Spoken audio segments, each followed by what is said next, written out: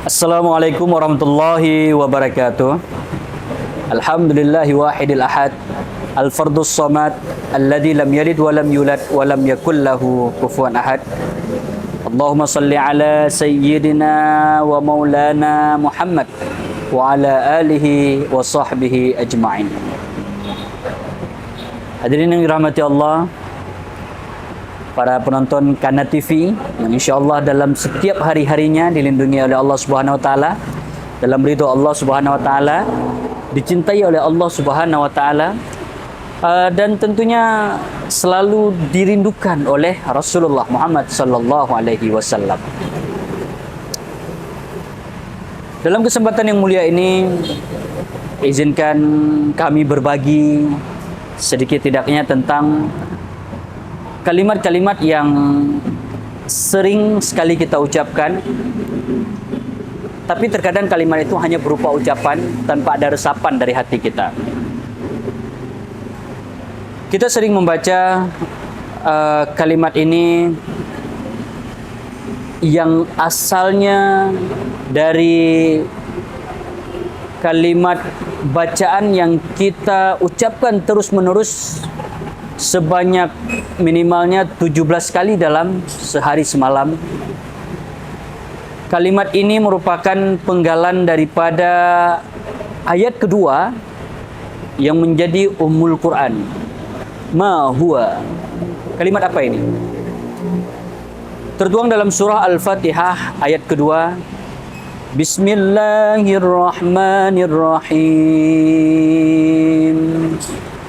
Alhamdulillahi Rabbil Alamin. Sadaqallahul Aliyul Azim. Ya, itu dia. Kalimat Alhamdulillahi Rabbil Alamin. Mafhumnya seperti apa? Nonton sekalian yang dirahmati Allah. Dalam Ibnu Katsir dijelaskan bahwasanya Alhamdulillahi Rabbil Alamin merupakan kalimat puji yang diberikan, yang dicurahkan hanya sepantas-pantas kepada satu sosok yang begitu mulia, kepada satu zat yang menciptakan alam semesta. Dan tidak ada yang lain yang pantas diberikan kalimat ini, pujian ini, selain daripada kepada Allah Subhanahu wa Ta'ala. Maka di situ dijelaskan bahwasanya alhamdu berarti segala puji. Pujian ini memang serta-merta tidak ada yang lain yang patut menerima pujian ini selain kepada Allah Subhanahu wa Ta'ala. Makanya di situ terus alhamdu, segala puji kepada Allah atas nama-namanya yang begitu indah. Pujian kepada Allah atas ciptaannya yang begitu luar biasa. Pujian kepada Allah atas segala yang kita rasakan, yang kita tampak, bahkan sampai ke hati, yang mana tidak ada sesuatu apapun yang mampu menandingi. Maka kalimat alhamdu, pujian ini hanya semata-mata milik Allah. Alhamdu berarti pujian lillahi, kepada Allah. Alhamdulillah, pujian kepada Allah. Di penggalan kata berikutnya, Rabbul berarti Tuhan. Alamin, Tuhan seru sekalian alam. Alhamdulillahi Rabbil Alamin berarti segala puji bagi Allah, Tuhan semesta alam. Dalam sebuah kasus ilmuwan, banyak kita dapati ketika mereka mengkaji alam semesta, tidak didapatkan keindahan jika mereka hanya memandangnya saja. Tapi ketika mereka menelusuri sedetik demi sedetik, detail per detail dari penciptaan alam semesta, tidak sedikit daripada ilmuwan ini yang bersyahadat masuk, mendapatkan hidayah Allah, masuk ke dalam agama Islam. Dan ketika ekspresi penghambaan yang dilakukan oleh orang-orang ini tidak lain daripada kalimat Alhamdulillah. Karena memang tidak ada sesuatu apapun itu yang pantas diucapkan Alhamdulillah selain kepada Allah Subhanahu wa Ta'ala. Kalimat Alhamdulillah ini beriringan. Dia ini beriringan dengan kalimat syukur. Setiap apa yang kita dapatkan, kita ucapkan Alhamdulillah. Kita melihat sesuatu yang begitu luar biasa, mengucapkan Alhamdulillah. Kita merasakan hal yang begitu indah, walaupun kecil, kita mengucapkan Alhamdulillah. Kenapa? Karena setiap yang kita rasakan itu tak luput daripada kontrol Rabbul Izzati, Allahu Rabbul Alamin. Maka untayan syukur-syukur ini, kalimat Alhamdulillah yang kita ucapkan itu tertuang dalam Al-Quran sebanyak 23 kali. Ada dalam surah Abasa, Ibrahim yang bunyinya Alhamdulillahilladzi, Alhamdulillahi Rabbil Alamin. Dalam surah Al-Kahfi, di pembuka surah, itu semua menandakan apa? Pengawal surah itu adalah memuji Allah Subhanahu wa Ta'ala. Artinya, hadirin sekalian, mengawali segala sesuatu itu dengan memuji Allah Subhanahu wa Ta'ala dengan kalimat Alhamdulillah, bersyukur. Kemudian kalimat syukur ini memiliki perlawanannya.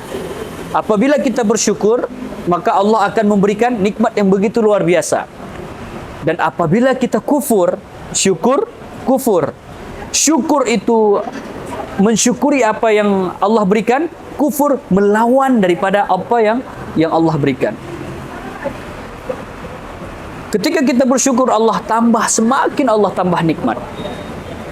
Dan ketika kita kufur, ingat, inna azabi lasyadid. Sesungguhnya azab Allah itu sangatlah pedih. Orang yang terhindar dari rasa syukur, yang tidak mau bersyukur, yang pertama dia akan merasakan kehidupan yang tidak nyaman. Kehidupan yang merasa tidak berkecukupan. Ia inginnya dari hal kecil tidak disyukuri, hal besar pun tidak pernah disyukuri. Karena pepatah Arab mengatakan man la yashkur qalila la yashkur katsira. Sesiapapun yang tidak mensyukuri hal kecil, maka ia tidak akan pernah mensyukuri hal yang besar. Maka ketika kufur ini datang, yang pertama Allah berikan apa? Inna adzabi lasyadid. Apa itu? Sesungguhnya azab dari Allah itu sangat-sangat pedih. Kapan kita terima azab itu? Azab yang pertama di dunia kita menerima dengan ketidaktenangan dalam hidup. Kita tidak menerima keleluasaan dalam hidup. Kita tidak menerima kebahagiaan dalam hidup. Kenapa? Karena cenderung kita tidak mensyukuri yang kecil itu tadi. Jadi kita tidak pernah, apapun yang kita dapatkan serasa biasa aja. Padahal ketika kita mampu mensyukuri hal yang kecil, niscaya Allah berikan hal yang luar biasa. Itu yang pertama, yaitu Allah cabut kenikmatan dari kita. Yang kedua, orang yang kufur atau orang yang tidak bersyukur kepada Allah Subhanahu wa Ta'ala, Allah gundahkan hatinya. Kegundahan hati ini itu tertuang daripada ucapan yang ia berikan setiap hari itu jauh daripada kalimat-kalimat Alhamdulillah. Sehingga realisasinya dalam kehidupan sehari-hari, getaran Alhamdulillah dalam pikiran itu tidak masuk ke jiwa. Ketika itu tidak masuk ke jiwa, apa yang terjadi? Maka zikrullah dalam hatinya juga tidak ada. Padahal ala bidzikrillahi tatma'innul qulub. Hanya dengan mengingat Allah, hati menjadi tenang. Hanya dengan mengingat Allah, hati menjadi tentram. Hanya dengan mengingat Allah, hati menjadi tenang, dan suasana ini menjadikan kita orang-orang yang terus bermunajah kepada Allah. Maka antara syukur yang paling gampang kita lakukan adalah apapun yang kita lihat atas nama kebaikan, kita mengucap Alhamdulillah. Hari ini kita mampu menyaksikan siaran ini, Alhamdulillah. Kita mampu bekerja, Alhamdulillah. Terlebih kita mampu bangkit dari tempat tidur, apa kalimat pertama yang kita ucapkan? Alhamdulillahilladzi at'amana, alhamdulillahilladzi ahyana ba'dama amatana wa ilaihin nusyur. Adapun setelah makan, karena sudah merasa kenyang, alhamdulillahilladzi at'amana wa saqana wa ja'alana minal muslimin. Segala hal itu kita lakukan, segala hal itu kita praktekkan. Dari awal kita tidur sampai kita tidur kembali, kita hiasi kehidupan kita dengan kalimat-kalimat syukur. Terlebih kalimat Alhamdulillah yang yakin kita dengan sepenuh-penuhnya. Yakin dengan seyakin-yakinnya bahwasanya sebaik pujian itu hanya milik Allah, sebaik pemberian hanya milik Allah, dan sebaik-baik manusia adalah yang bersyukur kepada Allah dengan kalimat Alhamdulillah. Hadirin yang dirahmati Allah, mari kita praktekkan kalimat ini. Kita ajak saudara-saudara kita ajak adik kita, mengajak keluarga kita memperbanyak kalimat syukur. Dengan capaian apa? Dengan capaian la in syakartum la azidannakum. Apabila engkau bersyukur kepadaku, maka semua nikmat akan kutambah, kata Allah. Semua nikmat akan ditambah, kata Allah. Yang dulunya kita mempunyai rasa syukur kecil, memiliki rumah kecil, hanya memiliki pekerjaan yang kecil, tapi ketika kalimat Alhamdulillah diiringi dalam perjalanan sehari-hari, insya Allah, yakinlah, ketika kita meyakinkan Alhamdulillah itu kepada Allah, nikmat-nikmat selanjutnya akan diberikan, nikmat-nikmat selanjutnya akan disusul, dan kita tergolong ke dalam orang-orang yang bersyukur.